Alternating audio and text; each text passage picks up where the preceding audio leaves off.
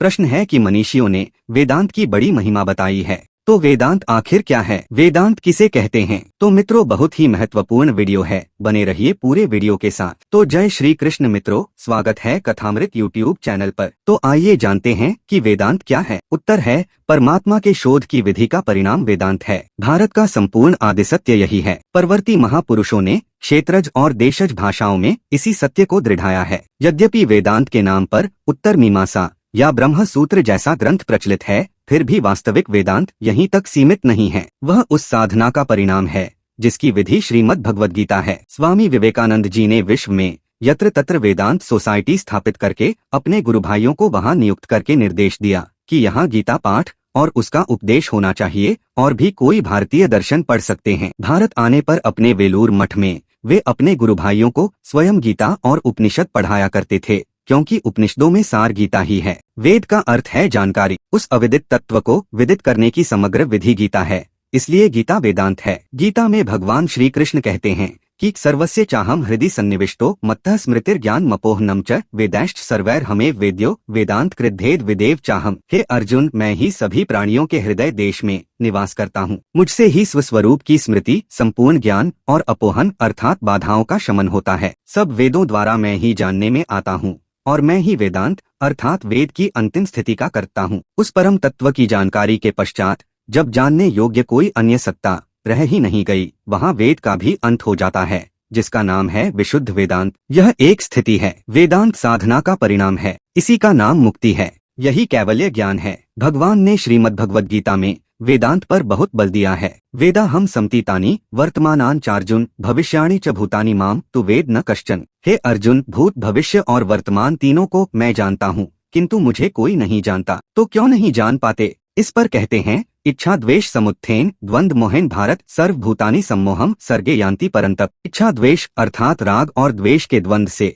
प्राणी अत्यंत अज्ञान को प्राप्त हो रहे हैं, इसलिए मुझे नहीं जानते। तो क्या कोई जानेगा ही नहीं? इस पर कहते हैं, येषां त्वंत गतम पापम जना नाम पुण्य कर्मणाम ते द्वंद मोह निर्मुक्ता भजन्ते माम दृढ़ व्रता। किंतु पुण्य कर्म जो आपको पूर्णत्व प्रदान करता है, जिसे नियत कर्म, यज्ञार्थ कर्म, तदर्थ कर्म, मदर्थ कर्म, कार्यम कर्म, यज्ञ की प्रक्रिया कहकर बारंबार समझाया, उस कर्म को जो करते हैं, व्रत में दृढ़ रहकर निरंतर जो भजते हैं, वे संपूर्ण पापों से मुक्त हो जाते हैं। जरा मरण से छूटने के लिए जो सतत अभ्यास करते हैं, वे संपूर्ण ब्रह्म को जानते हैं। संपूर्ण अध्यात्म, संपूर्ण कर्म, अधिभूत, अधिदैव और अधियज्ञ सहित मुझे जानते हैं, और उस अवस्था से पुनः कभी विचलित न होकर सदा रहने वाला धाम और शांति को प्राप्त कर लेते हैं। यहाँ पर वेद जो जानने में आया, और वेद का भी अंत अर्थात सहज स्वरूप में स्थिति वेदांत है। वेदांत परिणाम है। इस प्रकार वेदांत साधना का परिणाम है, क्रियाजन्य है। उस परिणाम में ब्रह्म का प्रत्यक्ष दर्शन और सदा उसी स्वरूप में स्थिति मिल जाती है। कालांतर में वेदांत को लोगों ने वाग्विलास का साधन बना लिया, जैसे रस्सी में सर्प का भ्रम हो जाना, सीप में चांदी का भ्रम हो जाना। इसी प्रकार संसार भी अनित्य है,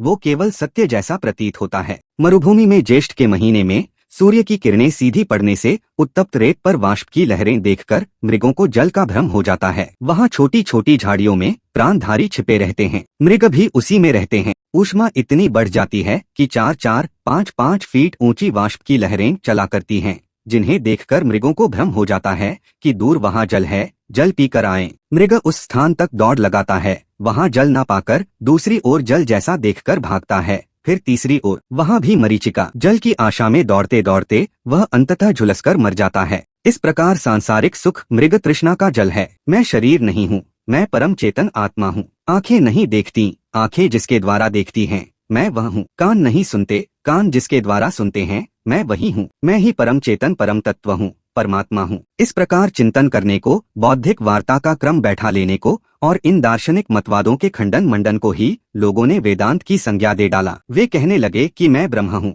आत्मा हूँ, किंतु वास्तविक वेदांत परिणाम है, साधन जन्य है, योग साधना का परिणाम है। भगवान कहते हैं कि साधना के परिणाम में उस वेदांत की अवस्था को प्राप्त साधक संपूर्ण ब्रह्म यानी अब कुछ भी अनजाना नहीं, संपूर्ण कर्म यानी अब कुछ भी करने योग्य शेष नहीं, संपूर्ण अध्यात्म यानी प्रत्येक कार्य आत्मा के आधिपत्य में होने लगे और अधियज्ञ सहित मुझे जानते हैं। मुझे जानकर मुझ में स्थित हो जाते हैं। स्थिति के पश्चात कर्म करने से उस महापुरुष को न कोई लाभ है, न कर्म छोड़ने से उसकी कोई क्षति, न ही प्राप्त होने योग्य वस्तु अप्राप्य है, फिर भी ऐसे महापुरुष लोक हित के लिए कर्म करते हैं, स्वयं के लिए उनका कुछ प्रयोजन नहीं है। ऐसे महापुरुष सद्गुरु होते हैं। सद्गुरु एक स्थिति है। भगवान श्री कृष्ण का कथन है कि हे अर्जुन, हम दोनों के इस संवाद को यानी गीता को जो इन भटके हुए भक्तों में कहेगा, प्रसारित करेगा, उसके समान मेरा प्रिय कार्य करने वाला और कोई नहीं है। श्रवण करके जो पालन करेगा वह मुझे प्राप्त कर लेगा, जो केवल सुनेगा वह भी उत्तम लोकों को प्राप्त होगा।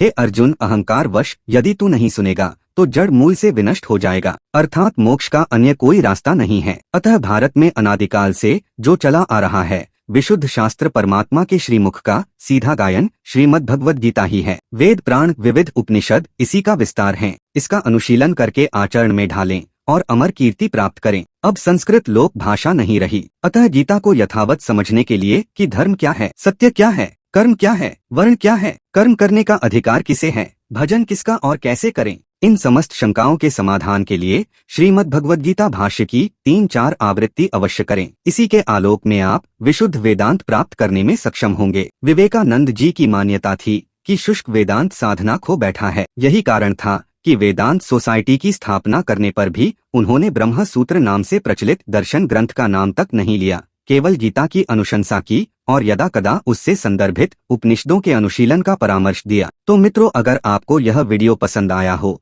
और आपने अभी तक कथामृत को सब्सक्राइब नहीं किया है तो जरूर करें। जय श्री कृष्ण।